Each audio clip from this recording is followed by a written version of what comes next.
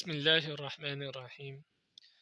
الحمد للہ رب العالمین والصلاة والسلام علی رسول خیر خلقہ محمد وعلی آلہ وصحبہ اجمعین سبحانک لا علم لنا الا ما علمتنا انک انت العلیم الحکیم ربی زدنی علما ربی زدنی علما ربی زدنی علما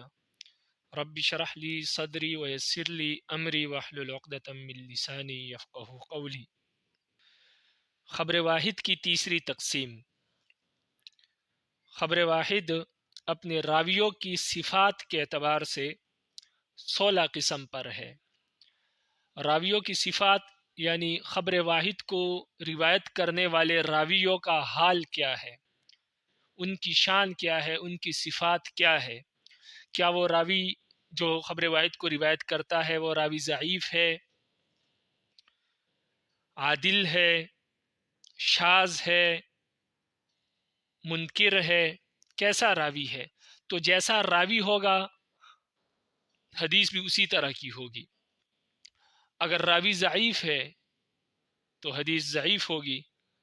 اور اگر راوی حدیث کا روایت کرنے والا جو راوی ہے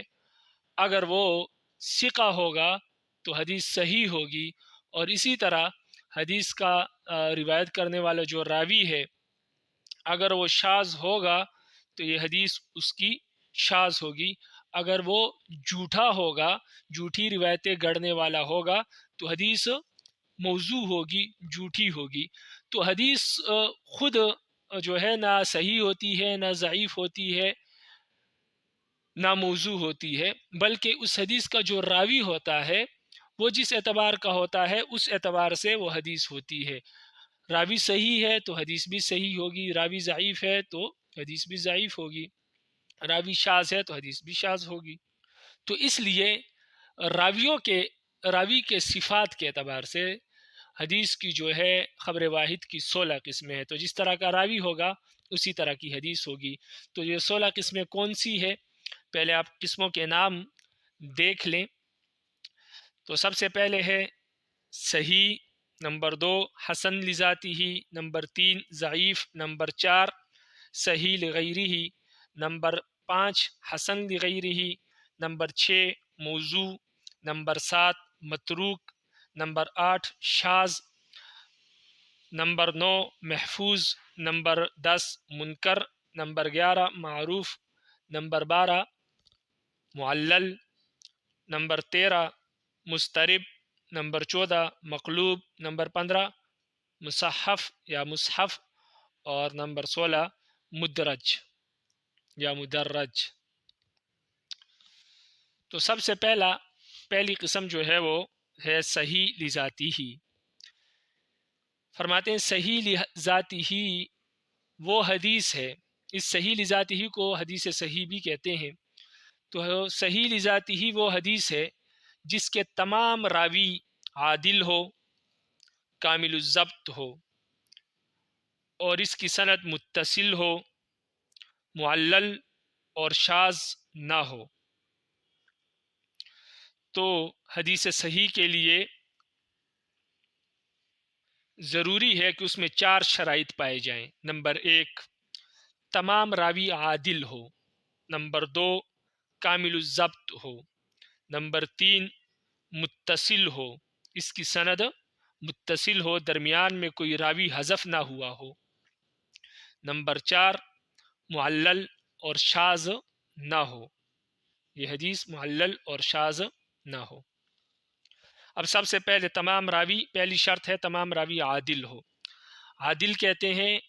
کہ وہ ظاہری طور پر فسق و فجور اور گناہوں سے پاک ہو، متقی اور پرہیزگار ہو، فاسق نہ ہو، اس کو کبھی کسی نے گناہ کبیرہ کرتے ہوئے نہ دیکھا ہو اور کوئی گناہ کبیرہ اس سے ثابت نہ ہو، تو یہ ہوتا ہے عادل، یعنی فاسق نہ ہو۔ اور اگر پہلے کبھی گناہ کبیرہ کی ہو تو پھر اس سے توبہ کر لی ہو، اور اس کے بعد جب حدیث روایت کر رہا ہو یا حدیث روایت کرنے کے بعد پھر اس نے کوئی گناہ کبیرہ نہ کی ہو یا کسی نے اس کو دیکھا نہ ہو گناہ کبیرہ کرتے ہوئے، یعنی وہ فاسق نہ ہو، ظاہری طور پر وہ فاسق نہ ہو متقی اور پرہیزگار ہو، اس کو کہتے ہیں عادل۔ نمبر 2، کامل الضبط ہو۔ کامل الضبط اسے کہتے ہیں کہ حدیث جب سنی تو خوب یاد کی، ہر لفظ اس کو یاد ہو، کوئی لفظ ایسا نہ ہو جس میں اس کو شک ہو یا بھول گیا ہو، تو ہر لفظ اس کو یاد ہو۔ کامل الضبط کے 2 معنی ہوتے ہیں، ایک تو یہ ہے کہ سینے میں اس نے محفوظ کیا ہو، یاد کیا ہو، اور نمبر 2 کہ اس نے وہ حدیث کتاب میں بھی لکھی ہو، یاد بھی کی ہو اور لکھی بھی ہو اپنے ساتھ۔ لیکن یہاں پر جو باقی تو یہ مسئلہ کچھ طول ہے اس میں جو بڑی کتابوں میں موجود ہے، لیکن یہاں پر صرف آپ اتنی بات سمجھ لیں کہ کامل الضبط وہ ہو کہ وہ حدیث جب اس نے سنی اس وقت سے لے کر جب تک آگے کسی کو اس حدیث روایت نہ کی ہو تب تک وہ حدیث کو یاد کرتا ہو، اس کو محفوظ یاد ہو، ہر لفظ اس کا یاد ہو، کوئی زبر زیر بھی اس سے بھولی ہوئی نہ ہو اور حدیث کے کسی لفظ میں اس کو شک بھی نہ ہو، تو اس کا مطلب ہے کہ یہ راوی کامل الضبط ہے، یعنی وہ حدیث اس کو بالکل کامل طور پر ضبط ہو، یاد ہو۔ تو 2 شرائط ہوگی، عادل ہو، کامل الضبط ہو۔ نمبر 3، متصل ہو۔ متصل اس کو کہتے ہیں کہ درمیان میں حدیث کے درمیان میں کوئی راوی حذف نہ ہوا ہو، یعنی درمیان میں کسی راوی نے دوسرے راوی کو چھوڑا نہ ہو جب روایت بیان کر رہا ہے وہ۔ تو بعض اوقات ایسا ہوتا ہے احادیث میں کہ کوئی راوی روایت کرتا ہے لیکن اپنے استاذ کا نام نہیں لیتا، اپنے استاذ کو چھوڑ کر اپنے دادا استاذ کا نام لیتا ہے، ڈائریکٹ اس سے روایت کرتا ہے تاکہ اس سے اس کی شان بڑھ جائے، کیونکہ اس کا استاذ مشہور نہیں ہوتا، جو دادا استاذ ہوتا ہے وہ زیادہ مشہور ہوتا ہے۔ تو بعض اوقات محدث ایسا کرتا ہے کہ اپنے استاذ کا نام چھوڑ دیتا ہے اور دادا استاذ کا نام ذکر کر دیتا ہے، تو اس کو حدیث مدلس کہتے ہیں، تو وہ بھی نہ ہو۔ اور اسی طرح جو ہے مقطوع بھی نہ ہو، اس طرح کی اور قسمیں ہیں جو آگے آ جائیں گی۔ بہرحال حدیث متصل ہو، درمیان سے کوئی راوی گرا ہوا نہ ہو، حذف نہ ہو اور تدلیس بھی نہ ہو اس حدیث میں۔ تو 3 شرائط ہوگی۔ چوتھی شرط یہ ہے کہ وہ حدیث معلل اور شاذ نہ ہو۔ معلل اور شاذ کسے کہتے ہیں یہ آگے آ جائے گا انشاءاللہ، اپنی جگہ پر یہ آ جائے گا، حدیث معلل بھی آ جائے گی اور حدیث شاذ بھی آ جائے گی، تو حدیث معلل بھی نہ ہو اور شاذ بھی نہ ہو۔ تو یہ 4 شرائط جس حدیث میں پائے جائیں گی وہ حدیث سے صحیح لذاتی ہی کہلائے گی، اور صحیح لذاتی ہی اس حدیث کو حدیث صحیح بھی اسی کو کہتے ہیں۔ دوسری قسم حسن لذاتی ہی، جس کو حدیث حسن بھی کہتے ہیں۔ تو حسن لذاتی ہی وہ حدیث ہے جس کے راوی تمام کے تمام راوی عادل ہو۔ عادل کا معنی آپ پڑھ چکے ہیں۔ دوسری شرط اس میں یہ ہے کہ کوئی راوی کامل الضبط نہ ہو، اس میں راوی تمام عادل ہے لیکن تمام کے تمام راوی کامل الضبط نہیں ہے، ایک آدھ راوی جو ہے وہ کامل الضبط اس میں نہیں ہے اس کی سند میں، باقی حدیث صحیح کے تمام شرائط اس میں موجود ہے، حدیث صحیح کے تمام شرائط اس میں موجود ہے، صرف ایک شرط میں کمی ہے کہ تمام راوی کامل الضبط نہیں ہے، ایک آدھ راوی اس میں غیر کامل الضبط بھی ہے، یعنی اس کو حدیث صحیح طور پر اس نے حدیث کو یاد نہیں کیا یا کچھ تھوڑی بہت کمزوری ہے اس کے حافظے کے لحاظ سے، تو اس لیے یہ حدیث حسن لذاتی ہی کہلاتی ہے، یعنی اس میں حدیث صحیح کے تمام شرائط پائی جاتی ہیں لیکن کامل الضبط میں کچھ نقص ہوتا ہے، یعنی ایک آدھ راوی کامل الضبط نہیں ہوتا، تو اس لیے یہ حدیث حسن لذاتی ہی ہوتی ہے۔ حدیث ضعیف، حدیث ضعیف وہ حدیث ہے جس میں حدیث صحیح اور حدیث حسن یعنی صحیح لذاتی ہی اور حسن لذاتی ہی کے شرائط نہ پائے جاتے ہو تو وہ حدیث ضعیف کہلاتی ہے، یعنی جس حدیث میں حدیث صحیح کے شرائط نہ ہو اور اسی طرح حدیث حسن لذاتی ہی کے شرائط نہ ہو تو وہ حدیث حدیث ضعیف کہلاتی ہے۔ مثال کے طور پر اس کے راوی عادل نہ ہو، یعنی کوئی ایک راوی اس میں عادل نہ ہو، یا وہ معلل اور شاذ ہو، تو اس طرح کی جو حدیث ہوگی وہ حدیث حدیث ضعیف کہلائے گی۔ تو حدیث ضعیف وہ ہوتی ہے جس میں حدیث صحیح اور حدیث حسن لذاتی ہی کے شرائط نہ پائے جاتے ہو تو وہ حدیث حدیث ضعیف کہلاتی ہے۔ تو مثال میں نے آپ کو دے دی کہ جس کے راوی عادل نہ ہو یا ایک آدھ راوی عادل نہ ہو تو وہ حدیث حدیث ضعیف کہلائے گی۔ نمبر 4، صحیح لغیرہ۔ صحیح لغیرہ کا مطلب یہ ہے کہ حدیث خود تو صحیح نہیں ہے، یعنی صحیح لذاتی ہی نہیں ہے، لیکن کسی دوسری وجہ سے یہ حدیث صحیح بن گئی ہے، یعنی حسن لذاتی ہی کے درجے سے ایک درجہ اوپر چلی گئی ہے، تو یہ حدیث لغیرہ جو ہوتی ہے حسن لذاتی ہی سے اوپر درجے کی ہوتی ہے اور صحیح لذاتی ہی سے نیچے درجے کی ہوتی ہے، تو اس کو حدیث صحیح لغیرہ کہتے ہیں۔ یہ وہ حدیث اس حدیث حسن کو صحیح لغیرہ کہتے ہیں جس حدیث یعنی حدیث حسن لذاتی ہی کے جب بہت سارے سندیں ہوں، یعنی کئی سندوں سے کئی طریقوں سے وہ حدیث روایت کی ہو، تو وہ حدیث حسن لذاتی ہی سے ایک درجہ اوپر جا کر صحیح لغیرہ بن جاتی ہے۔ یعنی ہر وہ حدیث جو حسن لذاتی ہی ہے لیکن وہ کئی طریقوں سے کئی اسانید سے مروی ہے، تو جب ایک حدیث حسن لذاتی ہی کہیں اسانید سے مروی ہو، کہیں طرق سے مروی ہو، تو وہ صحیح لغیرہ بن جاتی ہے، حسن لذاتی سے ایک درجہ اوپر چلی جاتی ہے۔ تو باقی تو حدیث حسن لذاتی ہی ہے لیکن اس کو روایت کرنے والے راوی بہت ہے، کئی طریقوں سے کئی اسانید سے وہ روایت مروی ہے، ایک راوی نے اپنی سند سے روایت کی ہے، دوسرے راوی نے دوسری سند سے روایت کی ہے، تو اس طرح 3-4 اسانید سے جب وہ حدیث مروی ہوگی تو وہ حسن لذاتی ہی سے بڑھ کر حسن لغیرہ ہی بن جائے گی، کیونکہ جب ایک حدیث کئی اسانید سے اور کئی طرق سے ایک ہی طرح کی مروی ہوتی ہے تو اس میں جو ہے مضبوطی آ جاتی ہے، تو وہ حسن لذاتی سے بڑھ کر صحیح لغیرہ ہی بن جائے گی۔ وگرنہ حدیث کو اگر آپ دیکھیں تو حدیث میں صرف حسن لذاتی ہی کے شرائط پائے جاتے ہوں گے، صحیح لذاتی ہی کے شرائط نہیں ہوں گے، لیکن چونکہ اسانید بہت ساری ہوں گی اس کی، تو اس کی وجہ سے وہ حسن لذاتی سے بڑھ کر صحیح لغیرہ ہی بن جائے گی۔ حسن لغیرہ۔ نمبر 5، حسن لغیرہ۔ حسن لغیرہ وہ حدیث ہے، یعنی وہ حدیث ضعیف ہے جو کئی اسانید سے مروی ہو، کئی طرق سے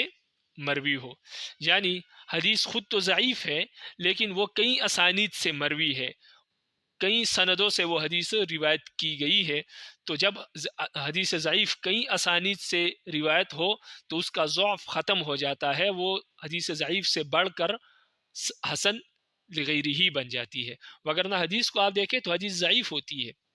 لیکن چونکہ کئی اسانید سے کئی طرق سے کئی راویوں نے اس کو روایت کیا ہوتا ہے تو اس سے معلوم ہو جاتا ہے کہ ٹھیک ہے اس حدیث کو روایت کرنے والے راوی تو ضعیف ہے لیکن چونکہ کئی راویوں نے روایت کیا ہے تو اس وجہ سے یہ ضعف سے بڑھ کر حسن لغیرہ ہی بن جاتی ہے، کیونکہ جب کئی طرق سے ایک حدیث مروی ہوتی ہے تو اس میں ایک طرح کی مضبوطی آ جاتی ہے، اس پر یقین کرنا آسان ہوتا ہے کہ واقعی یہ نبی علیہ السلام کی حدیث ہوگی، تب ہی اتنے زیادہ راویوں نے اس کو روایت کیا ہے، تو اس وجہ سے یہ صحیح ضعیف سے بڑھ کر حسن لغیرہ ہی کے درجے پر چلی جاتی ہے اور حسن لغیرہ ہی بن جاتی ہے۔ نمبر 6، حدیث موضوع۔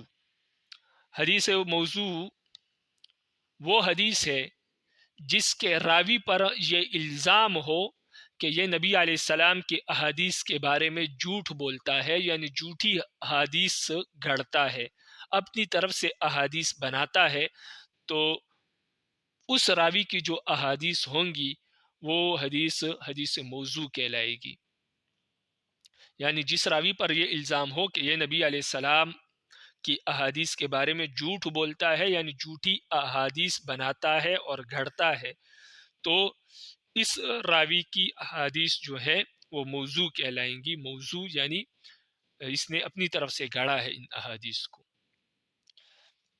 تو یہ ہے موضوع، یعنی وہ حدیث جو کسی نے اپنی طرف سے گھڑی ہو، نبی علیہ السلام کی احادیث نہ ہو۔ اور یہ پتہ کیسے چلتا ہے؟ پتہ ایسے چلتا ہے کہ جو راوی نبی علیہ السلام کی احادیث کے بارے میں جھوٹ بولتا ہے، جھوٹی احادیث گھڑتا ہے، تو محدثین اس شخص کی حدیث کو حدیث موضوع کہتے ہیں کہ اس شخص کی احادیث موضوع ہے، اس لیے کہ اس کا کام ہی یہ ہے کہ نبی علیہ السلام کے بارے میں جھوٹی احادیثیں گھڑنا۔ نمبر 7، حدیث متروک۔ حدیث متروک وہ راوی ہے، حدیث متروک وہ حدیث ہے جس کے راوی پر جھوٹ بولنے کا الزام ہو، کہ یہ راوی کبھی کبھار جھوٹ بولتا ہے، یعنی یہ الزام نہ ہو کہ نبی علیہ السلام کے بارے میں جھوٹی احادیث گھڑتا ہے، یہ الزام نہیں ہے، لیکن اس کے بارے میں ویسے یہ بات ہے کہ یہ کبھی کبھار جھوٹ بولتا ہے، یعنی عام معاملات میں جھوٹ بولتا ہے، متہم بالکذب ہے، کہ اس کے بارے میں لوگ کہتے ہیں کہ یہ جھوٹا ہے، کبھی کبھار جھوٹ بھی بولتا ہے معاملات وغیرہ میں، لیکن احادیث وغیرہ میں کوئی شخص نہیں کہتا کہ یہ جھوٹ بولتا ہے، تو ایسے شخص کی احادیث متروک ہے، اس لیے کہ جب یہ عام معاملات میں جھوٹ بولتا ہے تو ہو سکتا ہے کہ نبی علیہ السلام کی حدیث کے بارے میں بھی اس نے کچھ جھوٹ بولا ہو، یا کوئی لفظ نبی علیہ السلام کی حدیث میں شامل کر دیا ہو، اس وجہ سے اس کی حدیث جو ہے وہ حدیث متروک کہلاتی ہے۔ اور اسی طرح اگر جو روایت قواعد معلومہ کے جو شریعت کے اصول ہے، جو مسائل ہے طے شدہ، یا جو عقائد ہے، جو حدیث ان عقائد کے خلاف ہوگی یا ان مسائل کے خلاف ہوگی، یا شریعت کے جو معلوم اور مضبوط قواعد ہے، اصول ہے، ان کے خلاف جو حدیث ہوگی، اس حدیث کو بھی حدیث متروک کہتے ہیں، اس لیے کہ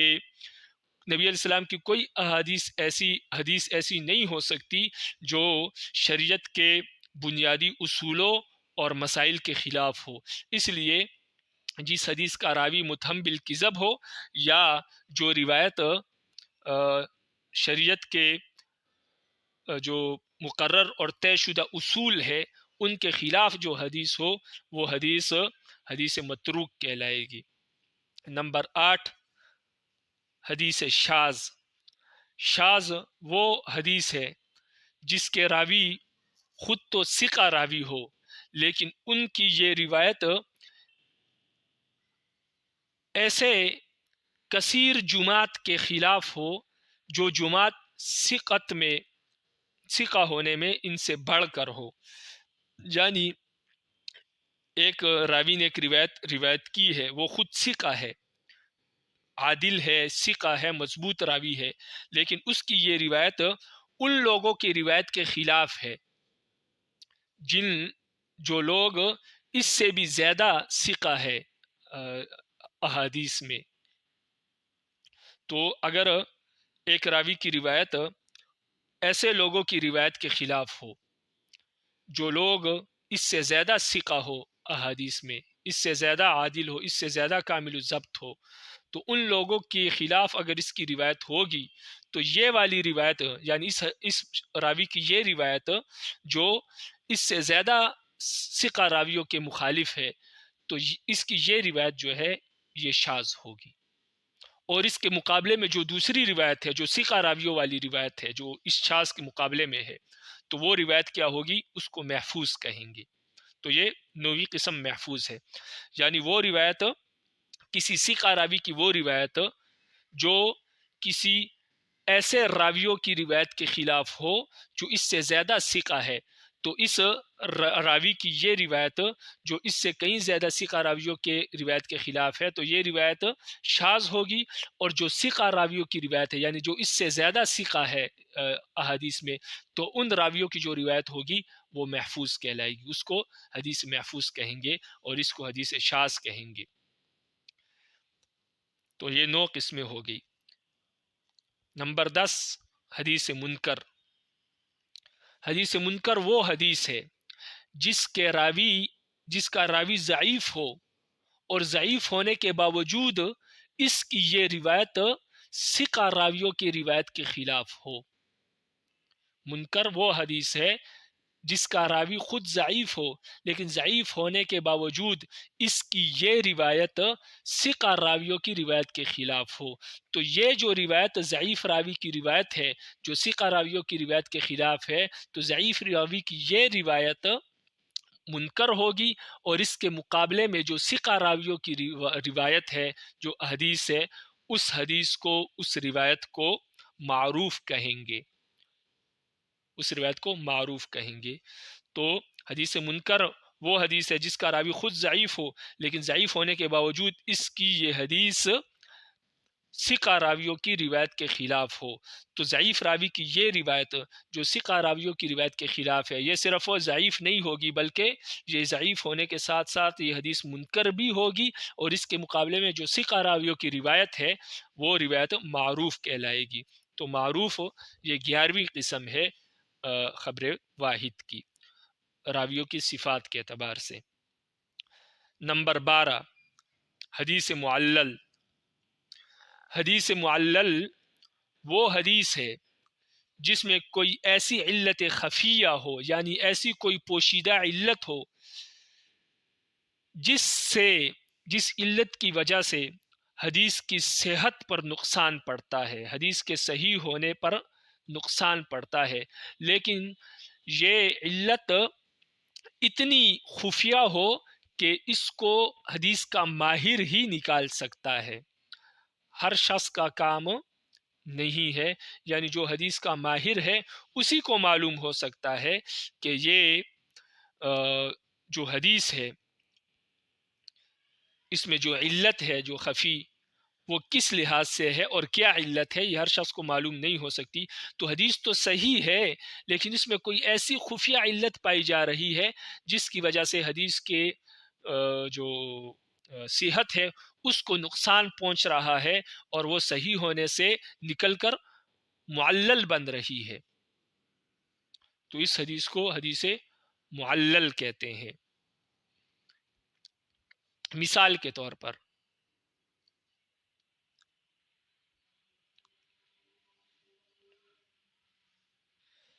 جیسے کہ نبی علیہ السلام کی حدیث ہے اذا استيقظ احدكم من منامه، جب تم میں سے کوئی شخص اپنی نیند سے اٹھے فلیغسل یده ثلاثا، تو اپنے ہاتھوں کو 3 مرتبہ دھو لے، یا فلیغسل یده اپنے ہاتھوں کو دھو لے، قبل الاناء یعنی برتن میں ہاتھ ڈالنے سے پہلے، اس لیے کہ این باتت یدہ اس کے ہاتھوں نے رات کہاں گزاری ہے، او کما قال علیہ السلام، یہ حدیث کے جس طرح الفاظ ہے. تو یہ حدیث ہے، نبی علیہ السلام نے فرمایا کہ جو شخص اپنی نیند سے اٹھے تو برتن میں ہاتھ ڈالنے سے پہلے اپنے ہاتھوں کو دھو لے. معلوم نہیں ہے کہ اس کے ہاتھوں نے رات کہاں گزاری ہے. تو اب اس حدیث سے یہ معلوم ہو رہا ہے کہ جب بھی کوئی شخص نیند سے اٹھے تو برتن میں ہاتھ ڈالنا اس کے لیے جائز نہیں ہے، وہ سب سے پہلے اپنے ہاتھوں کو دھوئے گا. لیکن اس حدیث کے جو آخری الفاظ ہیں این باتت یدہ، کہ اس کے ہاتھوں نے رات کہاں گزاری ہے، اس وجہ سے یہ حدیث معلول بالعلت ہو گئی. اس حدیث کو معلل کہتے ہیں، یا اس کو معلول بالعلہ کہتے ہیں. تو اس علت کی وجہ سے یہ کہا جائے گا کہ لازمی نہیں ہے کہ اس حدیث پر عمل کرے. اگر کسی شخص کو یقینی طور پر معلوم ہے، جس طرح آج کل جس طرح کے کپڑے پہنے جاتے ہیں، سلوار قمیض میں انسان سوتا ہے، تو اس طرح آج کل معلوم ہوتا ہے کہ ہاتھ بالکل پاک ہے، صاف ہے، تو آج کل جو ہے وہ برتن میں ہاتھ ڈالنے سے پہلے دھونے سے پہلے بھی ہاتھ ڈال سکتا ہے یقینی طور پر، اگر اس کو معلوم ہے. اس کو حدیث معلول بالعلہ کہتے ہیں. تو اس حدیث کو معلول بالعلت کہتے ہیں. اور بہرحال اس کی تعریف کو فی الحال آپ ذہن میں رکھیں کہ حدیث میں کوئی ایسی علت خفیہ ہو جو صحت حدیث میں نقصان دیتی ہے، اس کو معلوم کرنا ماہر فن کا کام ہے، ہر شخص کا کام نہیں. تو ہم نے جو ابھی مثال دی وہ حدیث معلول بالعلت کی ہے، تو لیکن یہ حدیث معلل ہے. غالباً دونوں میں فرق بھی ہے، لیکن فی الحال ذہن میں نہیں ہے. تو انشاءاللہ ذہن میں آ جائے گا تو فرق واضح کر دوں گا، اور یا ممکن ہے کہ جو میں نے مثال دی ہے یہ وہی چیز ہو، لیکن بہرحال حدیث معلل وہ ہے جس میں کوئی علت خفیہ ہو جس کی وجہ سے حدیث کے صحت کو نقصان پہنچتا ہے، اور اس کو معلوم کرنا ہر ماہر فن کا کام ہے، ہر شخص کا کام نہیں ہے۔ تو یہ 12 قسمیں ہوگی۔ نمبر 13 حدیث مسترب یا حدیث مسترب۔ حدیث مسترب وہ حدیث ہے جس کی سند یا متن میں ایسا اختلاف ہو کہ اس میں ترجیح یا تطبیق نہ ہو سکے، یعنی حدیث ایک دو سندوں سے روایت ہے لیکن دونوں سندوں میں اتنا اختلاف ہے یا دونوں احادیث کے متن میں اتنا اختلاف ہے کہ اب اس میں سے کسی ایک حدیث کو بھی دوسرے پر ترجیح نہیں دے سکتے۔ اس کے متن میں بھی ایک ہی حدیث ہے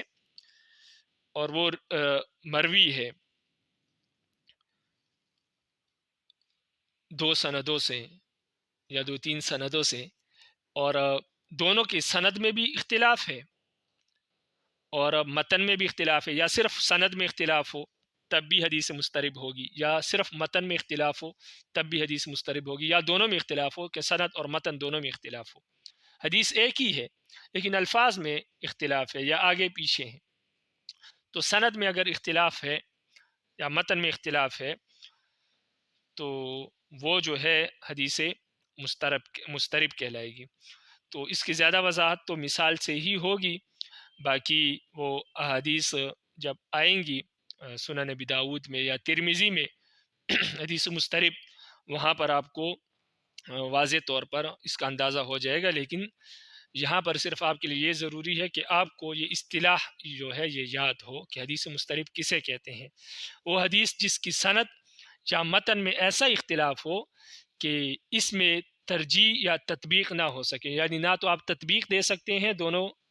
حدیث میں ان کی سند میں یا متن میں، اور نہ آپ کسی ایک حدیث کو ترجیح دے سکتے ہیں، تو دونوں حدیث ہے بھی برابر درجے کی تو ترجیح بھی نہیں دے سکتے اور تطبیق بھی نہیں دے سکتے۔ آپ کے پاس کوئی ایسی دلیل موجود نہیں ہے جس کی بنیاد پر آپ تطبیق دے سکے، یا کوئی ایسی صورت موجود نہیں ہے تطبیق کی، تو لہٰذا جب تطبیق کی صورت بھی موجود نہ ہو اور ترجیح بھی ممکن نہ ہو تو یہ حدیث مسترب کہلائے گی۔ نمبر 14 حدیث مقلوب۔ حدیث مقلوب وہ حدیث ہے جس میں بھول سے یعنی بھولے سے متن یا سند کے اندر تقدیم اور تاخیر واقع ہو گئی ہو، یعنی کوئی لفظ مقدم پہلے والے لفظ کو مؤخر کر دیا اور مؤخر والے لفظ کو مقدم کر دیا، یعنی پچھلے لفظ کو پہلے ذکر کر دیا، پہلے والے لفظ کو پیچھے ذکر کر دیا، یا اسی طرح سند میں ایک راوی کی جگہ دوسرے راوی کو ذکر کر دیا، جو راوی پہلے تھا اس کو بعد میں ذکر کر دیا، بعد والے راوی کو پہلے ذکر کر دیا، لیکن یہ جان بوجھ کر اس طرح نہیں کیا، یہ بھولے سے اس طرح ہوا ہے راوی سے، تو اس کو حدیث مقلوب کہیں گے۔ اگر جان بوجھ کر اس طرح ہوا ہے دونوں حدیثوں میں تو پھر وہ حدیث مسترب کہلائے گی، جس میں واقعی یقینی طور پر معلوم نہیں ہو رہا کہ کون سا صحیح ہے کون سا غلط ہے، لیکن مقلوب حدیث میں یہ معلوم ہوتا ہے کہ یہ بھولے سے راوی سے بھول کر ایسا ہو گیا ہے، تو وہ حدیث مقلوب کہلاتی ہے، یعنی سند میں تقدیم تاخیر ہو گئی یا متن میں تقدیم اور تاخیر ہو گئی۔ حدیث مصحف، اس کو حدیث محرف بھی کہتے ہیں۔ تو حدیث مصحف وہ حدیث ہے جس میں باوجود صورت خطی باقی رہنے کے نقطوں، حرکتوں اور سکون کے تغیر کی وجہ سے لفظ میں تلفظ میں غلطی واقع ہو جائے، یعنی حدیث مصحف وہ حدیث ہے جس میں الفاظ تو بعین ہی اسی طرح ہے جو حدیث کے اپنے الفاظ ہیں، لیکن راوی نے جب اس کو روایت کیا تو کسی جگہ کوئی نقطہ بڑھا دیا، اب تا کی جگہ سا ہو گیا، یا اسی طرح زبر زیر پیش میں یا ساکن ہونے میں، کسی لفظ کے ساکن ہونے میں اس نے غلطی کر دی کہ کوئی لفظ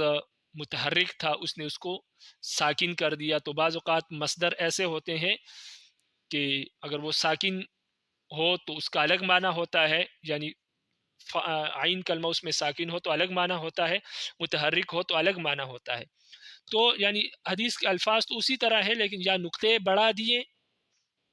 یا کم کر دیے کسی لفظ کے، یا کسی لفظ ساکن کو متحرک کر دیا یا متحرک کو ساکن کر دیا، یا کوئی حرکت جو ہے اس میں کمی بیشی کر دی، اور اس کی وجہ سے اس حدیث میں جو ہے لفظی غلطی واقع ہو گئی.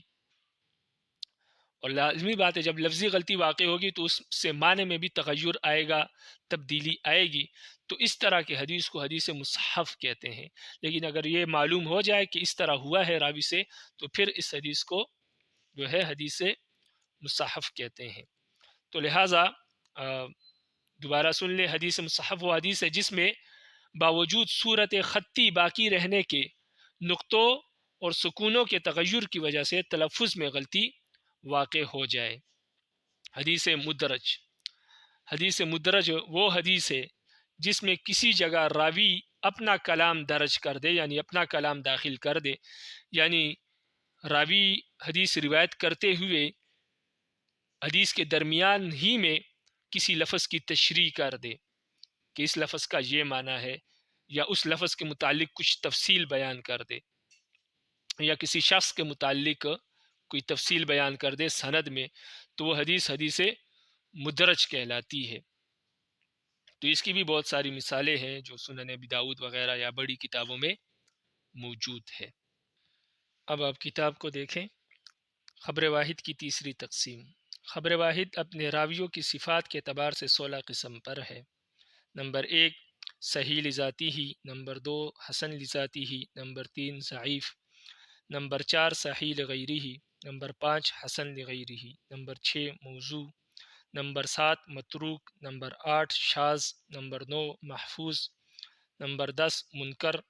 نمبر 11 معروف، نمبر 12 معلل، نمبر 13 مسترب، نمبر 14 مقلوب، نمبر 15 مصحف، نمبر 16 مدرج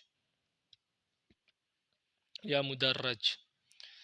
نمبر 1 صحیح لذاتی ہی وہ حدیث ہے جس کے کل راوی عادل کامل الضبط ہو اور اس کی سند متصل ہو، معلل اور شاذ ہونے سے محفوظ ہو. نمبر 2 حسن لذاتی ہی. حسن لذاتی وہ حدیث ہے جس کے کل راوی میں صرف ضبط ناقص ہو، یعنی کامل الضبط نہ ہو، باقی سب شرائط صحیح لذاتی ہی کے اس میں موجود ہو. نمبر 3 ضعیف. ضعیف وہ حدیث ہے جس کے راوی میں حدیث صحیح اور حسن کے شرائط نہ پائے جائیں. نمبر 4 صحیح لغیری ہی. صحیح لغیری اس حدیث حسن لذاتی ہی کو کہا جاتا ہے جس کی سندیں متعدد ہو، یعنی کئی سندیں ہوں. نمبر 5 حسن لغیری ہی اس حدیث ضعیف کو کہا جاتا ہے جس کی سندیں متعدد ہو. نمبر 6 موضوع. موضوع وہ حدیث ہے جس کے راوی پر حدیث نبوی صلی اللہ علیہ وسلم میں جھوٹ بولنے کا طعن موجود ہو. نمبر 7 متروک. متروک وہ حدیث ہے جس کا راوی متہم بالکذب ہو، یا وہ روایت قواعد معلومہ فی الدین کے مخالف ہو. شاذ وہ حدیث ہے جس کا راوی خود ثقہ ہو مگر ایک ایسی جماعت کثیرہ کی مخالفت کرتا ہو جو اس سے زیادہ ثقہ ہے. محفوظ وہ حدیث ہے جو شاذ کے مقابل ہو. منکر وہ حدیث ہے جس کا راوی باوجود ضعیف ہونے کے جماعت ثقات کے مخالف روایت کرے. معروف وہ حدیث ہے جو منکر کے مقابل ہو. معلل وہ حدیث ہے جس میں کوئی ایسی علت خفیہ ہو جو صحت حدیث میں نقصان دیتی ہے. اس کو معلوم کرنا ماہر فن ہی کا کام ہے، ہر شخص کا کام نہیں. یہاں پر جو میں نے مثال دی تھی معلول بالعلت کی، وہ یہ مراد نہیں ہے اس سے، کیونکہ یہ حدیث ضعیف میں آتی ہے، صحیح نہیں ہوتی. اور حدیث معلول بالعلت جو ہوتی ہے وہ صحیح حدیث ہوتی ہے. تو یہاں علت سے مراد یعنی راوی میں کوئی وہم ہو یا اس کے متعلق کوئی دوسری ایسی بات موجود ہو جو ماہر فن ہی کو معلوم ہو سکتی ہے، یعنی اس کے بارے میں کوئی وہم ہو کہ اس کو کسی لفظ میں وہم ہو گیا ہے، یا اس کے بارے میں کوئی ایسی چیز موجود ہو، تو اس کی روایت جو ہے وہ معلل ہوتی ہے. یا روایت میں کوئی ایسی بات موجود ہو جس سے معلوم ہوتا ہے کہ یہ حدیث معلل ہے۔ تو حدیث معلول بالعلہ اور معلل میں بہت فرق ہے۔ حدیث معلول بالعلہ حدیث صحیح ہوتی ہے، اور حدیث معلل جو ہے وہ حدیث صحیح نہیں ہے۔ تو لہٰذا یہ فرق ہے، وہ ابھی ذہن میں آیا تو تاکہ آپ کو واضح کر دیا جائے کہ وہ مثال اس سے تعلق نہیں رکھتی۔ وہ معلول بالعلہ ایک الگ چیز ہے جو فقی مسائل سے زیادہ تر اس کا تعلق رہتا ہے، حدیث معلول بالعلہ کا۔ حدیث